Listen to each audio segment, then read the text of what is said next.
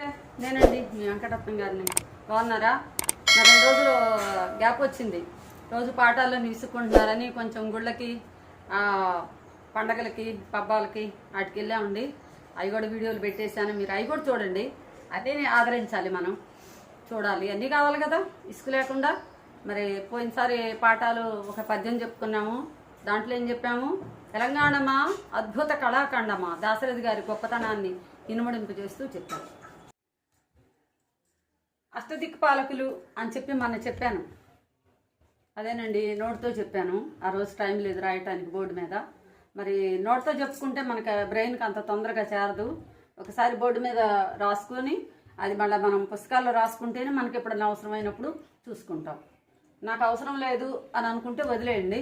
కానీ ఒక్కసారి మాత్రం దీన్ని చూడండి బోర్డు మీద. దీని గురించి కూడా కొంచెం వివరిస్తాను. అంటే దిక్కుకి ఉదయం వచ్చింది, నవోదయం వచ్చింది అని చెప్పి ఆ తెలంగాణమా అద్భుత కళాఖండమా అని చెప్పుకున్నాం కదా, మర్చిపోయారా? మరి దాంట్లో ఎంత బాగా వర్ణించాడు. వాటిలో ఈ దిక్కులు కూడా ఉన్నట్టే. ఇవన్నీ తెలుసుకోవాలి మనం. సరే, ఇప్పుడు అష్టదిక్పాలకులు ఎవరు అసలు? 8 దిక్కులను పాలించే దేవతలు అన్నాం. ఆ దేవతల పేర్లు ఉన్నాయండి ఇక్కడ. దిక్కుల పేర్లు. ఈ దిక్కును ఎవరెవరు ఉన్నారు? వాళ్ళ భార్యలు, వాళ్ళు ఎవరు అధిపతులు, వాళ్ళకి దిక్కులకి అధిపతులు కూడా ఉంటారు. తర్వాత భార్యల పేరు, తర్వాత పట్టణాల పేర్లు, తర్వాత వాహనాల పేర్లు, తర్వాత ఆయుధాల పేర్లు. ఇన్ని రకాలుగా ఉన్నాయి. ఇప్పుడేం చూద్దాం? తూర్పు దిక్కు. అదేనండి, సూర్యుడు ఉదయించేది తూర్పు దిక్కుకి అధిపతి ఎవరు? ఇంద్రుడు. ఆయన భార్య గారి పేరు శచీదేవి. ఆయన పట్టణం అమరావతి. ఆయన వాహనం ఐరావతం. ఆయన ఆయుధం వజ్రాయుధం. తిరుగులేదు వజ్రాయుధానికి. ఇది ఇంద్రుడు తూర్పు దిక్కుకి. ఇక తూర్పు తర్వాత వచ్చే దిక్కేంటి? మీకు ఆల్రెడీ నేను బొమ్మ గీసి దిక్కులు విదిక్కులు అని చెప్పాను. అవి చూసుకోండి. తర్వాత ఆగ్నేయానికి అధిపతి అగ్ని భార్య స్వహాదేవి. ఆ పట్టణం పేరు తేజోవతి. ఆయన వాహనం తగరు. ఆయన ఆయుధం శక్తి. తర్వాత తూర్పు ఆగ్నేయం, తర్వాత దక్షిణం. అంటే తూర్పుకి దక్షిణానికి మధ్య ఆగ్నేయం ఉంటుంది. అది విదిక్కు కిందకు వస్తుంది. దక్షిణానికి యముడు అధిపతి. నగరం పట్టణము భార్య పేరు శ్యామలాదేవి. ఆ పట్టణం పేరు సంయమన. వాహనం మహిషం. ఆయుధం దండం. తర్వాత నైరుతి. దక్షిణం తర్వాత వచ్చేది నైరుతి లేదా నిరుతి అంటారు. దీర్ఘాదేవి భార్య పేరు. కృష్ణాంగన పట్టణం పేరు. వాహనం పేరు గుర్రం. ఆయుధం పేరు కుంతము. కుంతం అంటే మళ్ళీ తర్వాత చెప్తాను నేను. తర్వాత పడమరకి అధిపతి వరుణుడు. భార్య కాళికాదేవి. పట్టణం శ్రద్ధావతి. వాహనం మూసలి. ఆయుధం పాశము. తర్వాత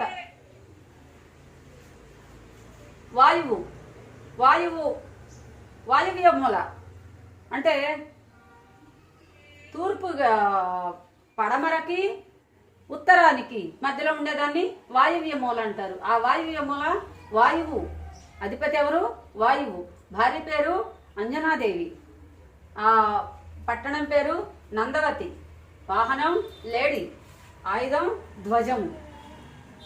తర్వాత ఉత్తరానికి అధిపతి కుబేరుడు భార్య పేరు చిత్రరేఖాదేవి. పట్టణం అలక. మనకి ఇక్కడ అలకాపురం ఉంది హైదరాబాద్లో. ఆ పేరు పెట్టేశారు. తర్వాత వాహనం నరుడు. అందుకే చెప్పాను, నరుడికి ఈ డబ్బు అట్రాక్షన్ ఎక్కువ ఉంటుందని మన భుజాల మీద ఎక్కి కూర్చుంటాడు. నరుడు వాహనం కాబట్టి. తర్వాత ఆయుధం ఖడ్గము. చివర్లో ఈశాన్య మూల దైవస్థానం అంటారు. అది ఆ ప్రదేశం. ఈశానుడు అధిపతి. ఈశానుడు అంటే శివుడు. ఈశానుడు అంటే ఐశ్వర్యాన్ని ఇచ్చేవాడు. ఈశానుడు భార్య పార్వతీదేవి. పట్టణం యశోవతి. వాహనం వృషభం. ఆయుధం త్రిశూలం. ఇలా ఇన్ని మనకి తెలుసుకోవాలి. నాకు తెలియదు అన్నారనుకోండి, అస్సలు నచ్చదు. నాకు నచ్చని విషయాలు 2 ఉండే ఫ్రెండ్స్. ఒకటి, నాకు తెలియదు అని చెప్పటం. ఒకటి, రెండోది నేను ఇదే చేస్తాను అని చెప్పటం. కాబట్టి నాకు నచ్చదు. అందుకని మనకి ఆ సినిమాలో టక్కర దొంగ దేంట్లోనే చెప్తాడు మహేష్ బాబు. ఏ తరం అయితే ఏం కానీ మనం కొంచెం వాటిని స్వాగతించాలి ఆ పాటలు. అందరికీ నచ్చినది నాకసలే నచ్చదురో, నేను ఒక్కడని ఒకవైపు చంద్రుడు ఒకవైపు, ఇంకోటి ఏంటంటే నిండు చంద్రుడు ఒకవైపు చుక్కలు ఒకవైపు అని చెప్తాడు. అందరిలాగా ఉంటే ఏంటండి, మనకు ఒక స్పెషాలిటీ ఉండాలి. నాకు తెలియదు అనుకోకూడదు, తెలుసుకోవాలి. ఏమన్నా చెప్పాలంటే తెలిసిందన్నా చెప్పాలి, తెలుసుకునన్నా చెప్పాలి. అందరికి తెలియాలని ఏం లేదండి, తెలుసుకొని చెప్పాలి. తెలుసుకోకపోతే తప్పు. తెలుసుకోవటానికి మీకు చాలా మార్గాలు ఉన్నాయి. ఆ మార్గాల్లో నేను తెలుసుకొని చెప్తున్నా. ఆ తెలుసుకున్నది మీరు చక్కగా రాసుకొని ఇది చూసుకోండి. ఈ రోజుకి నిన్నటి పాఠంలో మిగిలింది ఇది ఫస్ట్ పద్యంలోది. నేను టైం లేక చెప్పలేదు కాబట్టి ఇంతవరకు ఈ పద్యాన్ని అయిపా చేసాము. ఫస్ట్ అద్భుత కళాఖండమా అంటే ఇన్ని అద్భుతాలు దాగి ఉన్నాయి. దాశరథి గారికి ఊరికినే అన్ని బిరుదులు వచ్చినాయండి, అన్ని సాహిత్య అకాడమీ అవార్డులు. ఆయన జీవితం, ఆయన చూడండి, నవరసాల నవమన్మధుడు అన్నాం. ఆయన ఎలా ఉంటాడు చూశారు కదా. నాకు అంత అందంగా కనిపిస్తాడు కవిత్వం ద్వారా. మనిషిని చూసి కాదు, ఆ మనిషిలో ఉన్న ఆ కవిత్వము, ఆ కళ, ఆ పటిమ, ఆ ప్రాభవం అలా వస్తుంది. కాబట్టి మనకు కూడా రావాలంటే మనం కూడా ఏమీ తెలియనట్టే ఉండాలి, కానీ నిండుగా నదిలాగా ప్రవహిస్తూ ఉండాలి. ఎప్పుడు చేయబెట్టినా అందుబాటులో ఉండేటట్టు ఉండాలి. కాబట్టి ఇప్పుడు ఈ పద్యానికి ముగింపు చెప్తున్నాను, ఇంతవరకు రాసేసుకోండి. తర్వాత రెండో పద్యంలోకి వెళ్ళిపోదాం. ఫస్ట్ పద్యం సంబంధించి మనం దిక్పాలకులు వాటి పేర్లు బోర్డు మీద ఇచ్చుకున్నాము, దాని వివరణ చెప్పారు కదా. అన్నీ నేర్చుకోవాలి, నేర్చుకోకపోతే నాకు నచ్చదు. మరి మీకు ఎలా ఉంటుందో నాకు చెప్పండి. సరే, ఇప్పుడు ఒక ఆణిముత్యాన్ని ఇచ్చారు, వజ్రం లాంటి పద్యాన్ని తెలుసుకున్నాం. ఇప్పుడు ఇంకో రెండో పద్యంలోకి వెళ్దాం. అది కూడా తక్కువేం కాదు. మొదటి పద్యం ఉత్పలమాలలో ఇచ్చారు, తర్వాత శార్దూలంలో ఇచ్చారు. శార్దూలం అంటే ఏంటండి, పులి. అవునా? ఆ పులి ఎలా గాండ్రిస్తుందో చూద్దాం ఒకసారి. మరి బుక్లో చదివి అప్పుడు మన గాండ్రింపులు తెలుసుకుందాం. తల్లి నీ ప్రతిభా విశేషములు భూత ప్రేత హస్తములెన్, కొన్ని తరాల దాకా ఇప్పుడడ్డులు పోయే సౌదామణి వల్లి పుల్ల విభావళులు బ్రతుకు తోవలు చూపు కాలమ్మూలను మళ్ళెన్, స్వచ్ఛతోజ్వల ప్రథమ సంధ్యాబాను వేతించడన్ అని చెప్పి ఇక్కడ పద్యంలో ఇచ్చారు. దాన్ని కొంచెం రాగయుక్తంగా చెప్పుకుంటే, తల్లి నీ ప్రతిభా విశేషములు భూత ప్రేత హస్తములండుల్లెన్, కొన్ని తరాల దాకా ఇప్పుడడ్డుల్వోయే సౌదామణి వల్లి పుల్ల విభావళుల్ బ్రతుకు తోవల్ చూపు కాలములన్ మళ్ళెన్, స్వచ్ఛతరోజ్వల ప్రథమ సంధ్యా బాను వేతించడెన్ అని కొద్దిగా రాగయుక్తంగా చెప్పుకున్నాము. సరే, ఇప్పుడు దీంట్లో మళ్ళీ ఇంకొక, అది వజ్రం అనుకోండి, ఇదొక ముత్యం. ఏంటండి వజ్రాలు ముత్యాలంటే అలాంటి, ఇప్పుడు మీకు దీంట్లో తమ్నైల్లో వస్తుంది. ఎలాగొస్తుందంటే, దాశరథి అభ్యుదయ రథ సారథి, దాశరథి అభ్యుదయానికి సారథ్యం వహించాడు. తెలంగాణ ప్రజలని అభ్యుదయ మార్గంలో అలా నడిపించిన ఆ ప్రతిభావంతుడు ఎవరంటే మన దాశరథి కృష్ణమాచార్యులు గారు. ఈ అద్భుతంగా ఇంకో సృష్టి చేశారు. అది వజ్రంతో సమానం అయితే, తర్వాత మరి వజ్రాలు ముత్యాలు అన్నీ ఉంటాయి కదా, ఏమంటారు, వజ్ర సమానమైన దేహము అంటారు. తర్వాత ముత్యాలు లాంటి పళ్ళు అంటారు. రత్నాలు నవ్వితే రత్నాలు రాలతయ్యా అంటారు. ఇలా ఎందుకంటారు అంటే, నవరత్నాలు అని ఎప్పుడు విన్నారండి? అలా నవరత్నాలుతో పోల్చుకొని అది చెప్తూ ఉంటారు పిల్లల మాటలు కానీ ఇంకొకటి కానీ. నవరత్నాలు అంటే ఏదో కొంచెం చూద్దామా, ముందు పద్యం చదువుకుందామా? ముందు పద్యం చదువుదాం, తర్వాత చూద్దాం. ఓకే, పద్యాన్ని ఇప్పుడు ఒకసారి చదువుకున్నాము. ఇప్పుడు దీంట్లో ఈయన వివరించింది, ఆయన ఎలా వివరించారో ఆ పద్ధతులు చెప్తాను నేను ముందు. తల్లి, ఓ తెలంగాణ తల్లి, నీ ప్రతిభా విశేషములు, నీ యొక్క గొప్పతనము, నీ ప్రజ్ఞ పాటవాలు అంటే తెలంగాణ ప్రజల యొక్క ప్రజ్ఞ గొప్పతనము విశేషములు భూత ప్రేత హస్తములండుల్లెన్, కొన్ని దయ్యాలు భూతాలు లాంటి వ్యక్తుల్లో పడి నలిగి నాశనం అయిపోయినాయి.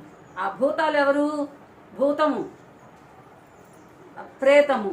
భూతము నైజాం నవాబు, దుష్టపాలన. ప్రేతం ఎవరంటే పీష్వా ఉన్నాడే, ఆ పీష్వా సైన్యం నడిపించాడే రజాకారులు అని. వీళ్ళిద్దరు కూడా భూతాలు లాంటి వాళ్ళు, దయ్యాలు లాంటి వాళ్ళు. వాళ్ళ చేతుల్లో పడి తెలంగాణ ప్రజల జీవితం నలిగిపోయింది. ఎప్పటి వరకు? కొన్ని తరాల దాకా. తరాలు అంటే మీ తాతగారు ఉన్నారు, అదొక తరం. తర్వాత మీ నాన్నగారు వచ్చారు, అదొక తరం. తర్వాత ఇప్పుడు మీ అన్నయ్య గారు ఉన్నారు, అదొక తరం. 3 తరాలు. తర్వాత నీకు కూడా వివాహం అయి పిల్లలు పుడితే అది 4వ తరం. తరాల దాకా. ఎన్ని తరాల వరకు నవాబు పరిపాలనలో నాశనమైంది తెలంగాణ అంటే కొన్ని తరాల దాకా. 2 కన్నా ఎక్కువైతే కొన్ని అంటారు, ఎన్నని చెప్పలేదు. అంటే అంత దెబ్బతిన్నారు తెలంగాణ ప్రజలు. ఇప్పుడు అడ్డులు పోయే, ఇక ఇప్పుడు అడ్డంకి పోయింది. ఇప్పటిదాకా కూడా వాళ్ళ చేతుల్లో పడి ఆ ప్రగతి అనేది ఆగిపోయింది. ఇప్పుడు దానికి అడ్డంకి పోయింది. అంటే నైజాం నవాబు దుష్ట పరిపాలన అంతమైపోయింది. సౌదామణి వల్లి, సౌదామణి. ఇక్కడ దాశరథి గారు ఒక ప్రయోగం చేశారండి. సౌదామిని అంటారు, అంటే మెరుపు. కానీ ఈయన సౌదామణి అనొచ్చు అని చెప్పి అలా రాశారు. మిని అనకుండా మణి అన్నారు. సౌదామణి అంటే మెరుపు, వల్లి తీగ, మెరుపు తీగ. పుల్ల విభావళులు, పుల్ల విచ్చుకున్నటువంటి, విభా కాంతులు, ఆవళులు వరసలు. ఆవళి అంటే వరస అండి. దీపావళి అంటే ఏంటి? దీపాల వరుస. ఇక్కడ వరసలు అంటారు. వరసలు బ్రతుకు తోవలు చూపు, బ్రతుకు దారులను చూపే కాలమ్ములన్ సమయాలు మళ్ళెన్ తిరిగి వచ్చినాయి. మళ్ళీని అంటే మళ్ళీ వెళ్ళి మళ్ళీ వచ్చినాయని. స్వచ్ఛత, స్వచ్ఛమైన, స్వచ్ఛత ఉజ్వల ప్రకాశిస్తున్నటువంటి ప్రథమ, మొట్టమొదటి సూర్యుడు. అంటే సూర్యుడు మొట్టమొదట 2, 3 అని ఉంటారా అంటే సంధ్యలు 3 సంధ్యలు అంటారండి. త్రిసంధ్యలు అంటారు.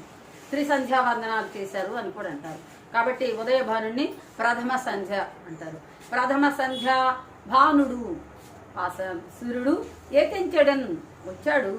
అంటే ఇక్కడ ముక్కకు ముక్క చక్కకు చక్క చెప్పుకున్నాం. ఇదంతా కలిపి ఇప్పుడు చెప్పుకున్నాం. భావం కవి ఎలా ఇచ్చాడు అంటే ఆ తర్వాత చూద్దాం. ఇప్పుడు నా మాటల్లో, ఓ తెలంగాణ తల్లి, నీ తెలంగాణ ప్రజలు అంటే నీ బిడ్డల యొక్క ప్రతిభా విశేషాలు కొన్ని తరాల దాకా దుష్టమైన నవాబు, ఆ పీష్వా రజ్వీ లాంటి ఆ సైనికాధికారి పరిపాలనలో పడి కొన్ని తరాల దాకా వాళ్ళ ప్రతిభా విశేషాలు బయటికి రాక నాశనం అయిపోయింది. ఇప్పుడు అడ్డంకంతా తీరిపోయింది. దాన్ని ఎలా చెప్పుకోవాలంటే స్వచ్ఛమైన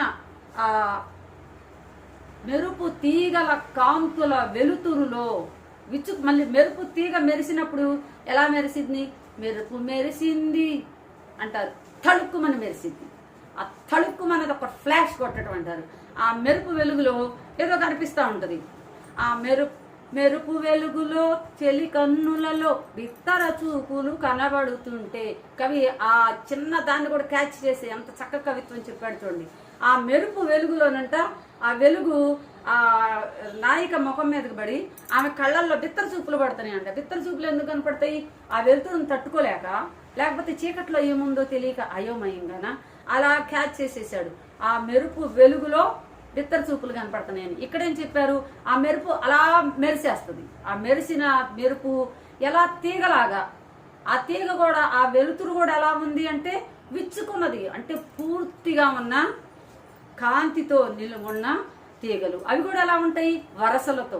అంటే మెరుపు తీగల వరసలతో కాంతివంతమైన ఆ మెరుపు తీగల వరసలో అంటే అంత వెలుతురు వచ్చింది. ప్రజల జీవితాలు మళ్ళీ తిరిగి వచ్చినాయి. వాళ్ళ జీవితాల్లో కాంతులు ప్రారంభమైనాయి అని కవి ఉద్దేశం. అందుకేనండి ఈ పద్యాన్ని నేను, అది వజ్రం అయితే ఇది ముత్యమో, లేకపోతే రత్నమో, పగడమో, వైఢూర్యమో, మరకతమో, మాణిక్యమో ఏదో చెప్పుకుందాం. కాబట్టి కవి ప్రతిదాన్ని కూడా అర్థవంతంగాను కళావంతంగాను అద్భుతంగా తీర్చిదిద్దుతాడు. ఆ శోభ ఏంటో మనం చూడాలి. ఇక్కడ ఇలా ప్రథమ సంధ్యాభానుడు ఏతించడం అని చెప్పారండి. ఇక్కడ ఇక కవి గారు ఇచ్చిన భావాన్ని ఒక్కసారి చూసి తర్వాత నేను వివరిస్తా బోర్డు మీద.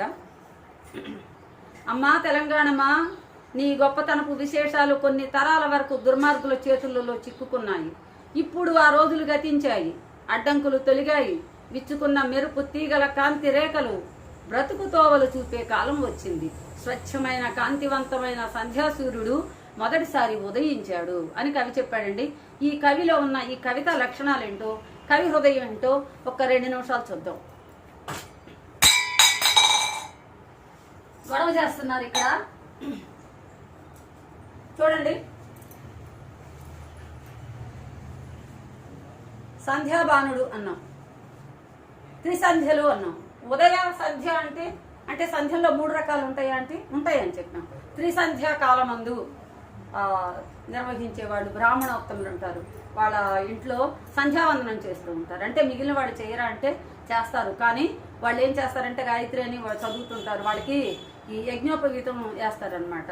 దాన్ని ఉపనయనం చేశారంటారు. 7 సంవత్సరాలు దాటిన అబ్బాయిలకే చేస్తూ ఉంటారు. అది ఖచ్చితంగా చేయాలంటారు. చిన్నప్పుడు చేయకపోతే పెళ్ళెప్పుడైనా చేయాల్సిందే అంటారు. ఉపనయనం అంటారు. అది తప్పనిసరిగా వాళ్ళ సంస్కృతి, వాళ్ళ ఆచారాల్లో ఒక భాగం. అయితే వీళ్ళు ఉదయం సంధ్యావందనం చేస్తారు. సరే, తర్వాత మధ్యాహ్నం కూడా చేస్తారు, సాయంత్రం కూడా చేస్తారు. మరి మనకి అందరికీ సంధ్యావందనం చేయడం కుదురుతుందా అంటే కుదరదు. మరి మనం చేయొద్దా? స్త్రీలు చేయరా? పురుషులు మాత్రమే చేస్తారా? స్త్రీలకు లేదా? మరి మనం కూడా కొన్ని చేస్తాం కదా. ఇప్పుడు ఉదయం లేవగానే శుభసూచకంగా మనమైతే కొంతమంది చేస్తారని నేను కూడా చేస్తా, నాకు తెలిసింది చెప్తా. లేవగానే వాళ్ళ ముఖం వీళ్ళ ముఖం చూసుకోకుండా ముందు చేతులు ఇలా చూసుకుంటూ చెప్తారు ఒక శ్లోకం. తెలుసా అండి మీకు? అదేంటది? కరాగ్రే వసతే లక్ష్మీ, కరమధ్యే సరస్వతి, కరమూలం స్థితౌ గౌరీ, ప్రభాతే కరదర్శనం అని చెప్పి ఇలా చూసుకొని కళ్ళు ఇలా నలుముకొని లేస్తారు. అంటే ఏంటి? చేతులు చూసుకోవటం. కరాగ్రే వసతే లక్ష్మీ, కరమధ్యే సరస్వతి, కరమూలే స్థితౌ గౌరీ. కరాగ్రే వసతే లక్ష్మి. అగ్రాలు అంటే చివర్లు. డబ్బులు ఎలా లెక్కేస్తామండి? ఇలా ఇలా ఇలా లెక్కేస్తాం చేతులతో. కాబట్టి లక్ష్మీదేవి ఎక్కడ నిలబడి ఉంటుందట? చేతి వేళ్ల చివరల్లో ఉంటుంది, అగ్రాల్లో ఉంటుంది మొట్టమొదటి. కరాగ్రే వసతే లక్ష్మి, కరమధ్యే సరస్వతి. సరస్వతీదేవి ఎక్కడ ఉంటుందట? మధ్యలో ఉంటుంది. పుస్తకాన్ని ఇలా పెట్టి చదవాలి మన మధ్యలో. ఇలా ఇలా చదివా అంటే దొంగ చూపులు, దొంగ చదువులే. కాబట్టి మధ్యలో సరస్వతీదేవి ఉంటుంది హస్తంలో. తర్వాత కరమూలం స్థితౌ గౌరీ, శక్తి స్వరూపిణి గౌరీదేవి ఎక్కడ ఉంటుందట? కరమూలంలో, అంటే ఇక్కడ ఉంటుంది అని. కాబట్టి ఈ హస్తాలను కూడా 3 దేవతలు ఉంటారని చెప్పి వాళ్ళలో కొలువై ఉంటారని ఉదయాన్నే శ్లోకం చదవటం మన భారతీయ సంస్కృతిలో అలవాటే. మరి మధ్యాహ్నం ఏం చదువుతారు? మధ్యాహ్నం సంధ్యావందనం చేసేవాళ్ళు చేస్తారు. మిగిలిన వాళ్ళు కూడా భోజనం చేసే సమయంలో ఒక శ్లోకం చదువుతారు. మీకు గుర్తుందా లేదా? సహనావతు సహనవ్వునత్తు సహ వీర్యం కరవావహై తేజస్వి మావధీతమస్తు మా విద్విషావహై ఓం శాంతి శాంతి శాంతి అని శ్లోకం చెప్తారు భోజనం చేయబోయే ముందు. అందరూ కలిసి భోంచేద్దాము, అందరూ కలిసి ఉందాము అని చెప్పి ఈ శ్లోకానికి అర్థం. మరి ఇంకా నేను వివరాల్లోకి వెళ్ళట్లేదండి, చాలు ఇంతవరకు. సాయంత్రం సంధ్యాకాలం. ఆ సంధ్యాకాలంలో కూడా కొన్ని శ్లోకాలు ఉంటాయి. కాబట్టి త్రిసంధ్యల యందు నిష్ఠా గరిష్ఠుడు అని చెప్పి ప్రవరాఖ్యుడు అని మనకు ఒక లెసన్ ఒకటి ఉంది. అది ప్రవరాఖ్యుని పాఠం పేరు మర్చిపోయాను, అలా ఉంటుంది. కాబట్టి ఇక్కడ ప్రథమ సంధ్య భాను వేతించడం అని పద్యంలో చెప్పాడు. కాబట్టి ఉదయకాలపు సూర్యుని వెలుతురు వాళ్ళ జీవితాల్లో వచ్చింది అంటే ఏంటి? అప్పుడే వాళ్ళకి స్వేచ్ఛ ప్రారంభమైంది, తెలంగాణ ప్రజలు విముక్తి చెందారు అనే అర్థంలో చెప్పారు. సరే, నేను ఇందాక చెప్పాను మీకు, ఏమని చెప్పానంటే ఆ ఫస్ట్ పద్యాన్ని మనం చక్కగా వజ్రంతో పోల్చుకోవచ్చు. వజ్రం అంటే వజ్రానికి స్వచ్ఛమైన వజ్రాలు దొరకాలండి, చాలా కష్టం. వజ్రానికి సంబంధించి మనకి సామెతలు కూడా చాలా ఉన్నాయి. తెలుగు సామెతలు అన్నీ నేర్చుకోవాలి మనం. తెలుగు చెప్పాం, జాతీయాలు, సామెతలు, నుడికారాలు, పలుకుబడులు అని, ఇవన్నీ భాష అలా నిండుగానం సంతరించుకోవాలంటే ఇవన్నీ ఉండాల్సిందే. వజ్రాన్ని వజ్రంతోనే కొయ్యాలి. వజ్ర సమానమైన దేహము, వజ్ర వైడూర్యాలు, ఇలా పేర్లు విన్నారండి. ఎందుకు వస్తుంది ఈ పేర్లన్నీ? నవరత్నాలు నవ్వితే నవరత్నాలు రాలుతాయి, లేకపోతే ముత్యాలు రాలుతాయా? ముత్యాలు లాంటి పలవరస, దానిమ్మ గింజలు లాంటి హార, అవి ఏం చెప్తారు, దానిమ్మ గింజలు లాంటి రంగుతో పోలుస్తారు అన్నమాట. ఇలా ఎందుకు చెప్తారు ఇవన్నీ అంటే విలువైనవి అనే కదా. నవరత్నాలు ఎప్పుడన్నా విన్నారండి? నవరత్నాలు అంటే ఇప్పుడు జగన్ ఆంధ్రప్రదేశ్ ప్రభుత్వంలో పెట్టిన నవరత్నాలు అని కాదు. అక్బర్ ఆస్థానంలో వాళ్ళని నవరత్నాలు అని పిలుచుకున్నారు. మరి శ్రీకృష్ణదేవరాయల ఆస్థానంలో ఉండే కవులను ఏమని పిలిచాడని చెప్పాము? అష్టదిగ్గజాలు. ఒక్కొక్కళ్ళు ఒక్కొక్క పేరు పెట్టుకొని చాలా ముద్దుగా చూసుకున్నారు. కవుల్ని చాలా గౌరవంగా, గొప్పగా, ఆదరంగా చూశారు. అలాగే నవరత్నాల్లోని అక్బర్ ఆస్థానంలో ఉండేవాళ్ళంట, వాళ్ళకి ఆ పేరు వచ్చింది. మరి నవరత్నాలు అంటే అసలు ఏమేమి ఉంటాయి? ఒకసారి పేర్లు తెలుసుకుందామా, చూద్దామా? చూడండి. అక్బర్ ఆస్థానంలో నవరత్నాలు ఉండేవాళ్ళు. నవ అంటే 9. ఇందాక ప్రథమ సంధ్య అనేదానికి సంధ్యలకు సంబంధించి చెప్పాను 3 విషయాలు, మీరు చూసి రాసుకోండి. తర్వాత ఈ నవరత్నాల్లో 9 రకాలైనవి మనం ధరిస్తూ ఉంటాం ఉంగరాలు. ఇది చూడండి, ఇది ఒక ఆకుపచ్చగా ఉంది, ఇదేదో పెంపు రంగులో ఉంది, ఇదేమో బంగారపు రంగే ఉంది, ఇది బంగారపు రంగే ఉంది. బంగారపు రంగు అంటే సూర్యుడు బంగారానికి చిహ్నమాట.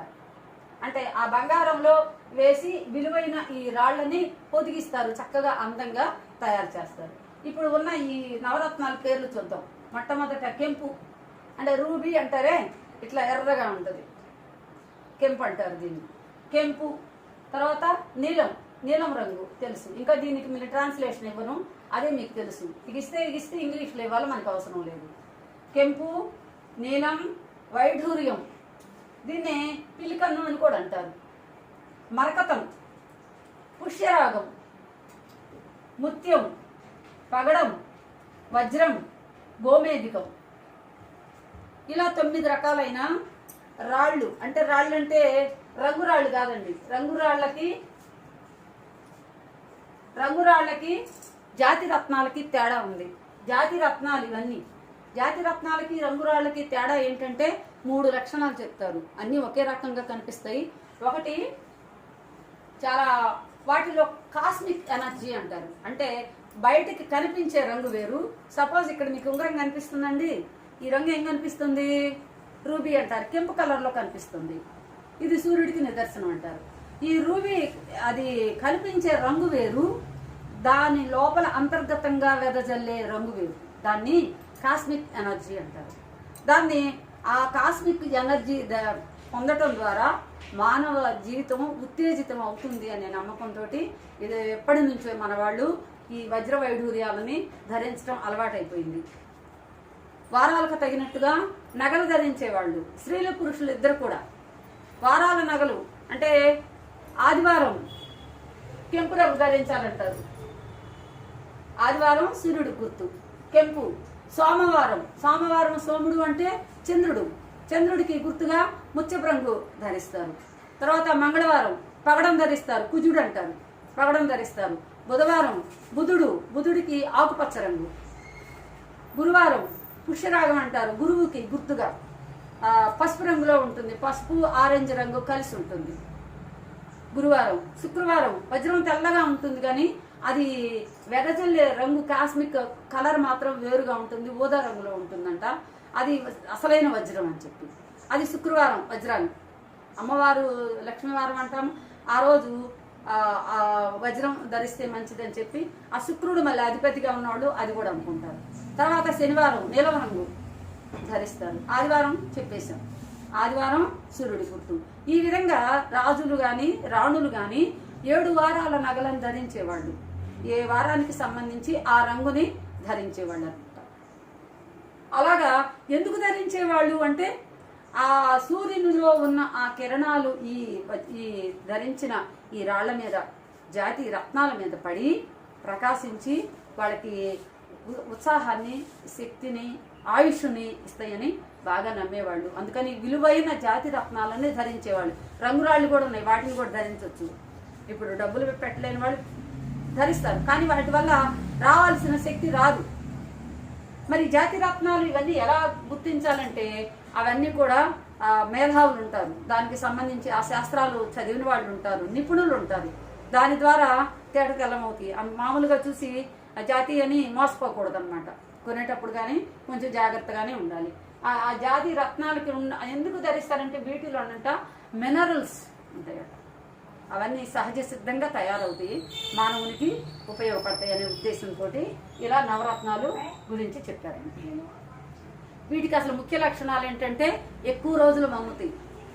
తర్వాత వజ్రం ఉందనుకోండి, చాలా కఠినంగా ఉంటుంది వజ్రానికి, వాటి మీద ఈ స్క్రాచెస్ అంటారే, మరకలు ఖచ్చితంగా పడవు. జాతి రత్నాలు కనుక అయితే మరకలు పడవు.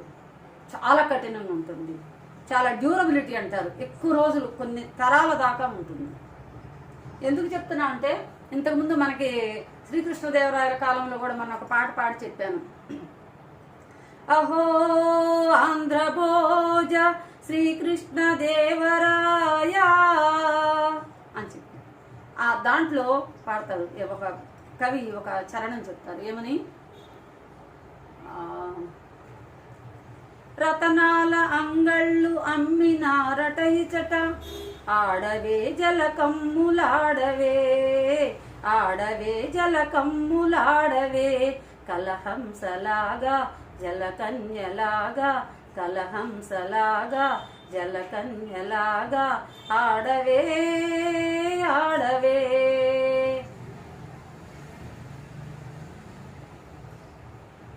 రతనాల అంగళ్ళు అమ్మినారట ఎచ్చట. రత్నాలు, ముత్యాలు, వజ్రాలు, కెంపులు, మరకతాలు, మాణిక్యాలు ఇవన్నీ అంట రాసులు పోసి, అయ్యా టమాటాలు కేజీ 4 రూపాయలు, చౌక చౌక తీసుకోండి, బెండకాయలు తీసుకోండి, దొండకాయలు తీసుకోండి అని చెప్పట్లేదా? అలాగే మరకతాలండి, మాణిక్యాలండి చాలా చౌకండి అని రాసులు పోసి అమ్మారంట. ఎవరి కాలంలో? శ్రీకృష్ణదేవరాయల కాలంలో. అంటే నవరత్నాలకు అప్పటి నుంచి విలువ ఉంది, ఇప్పుడు ఉంది, ఎప్పటికీ ఉంటుంది.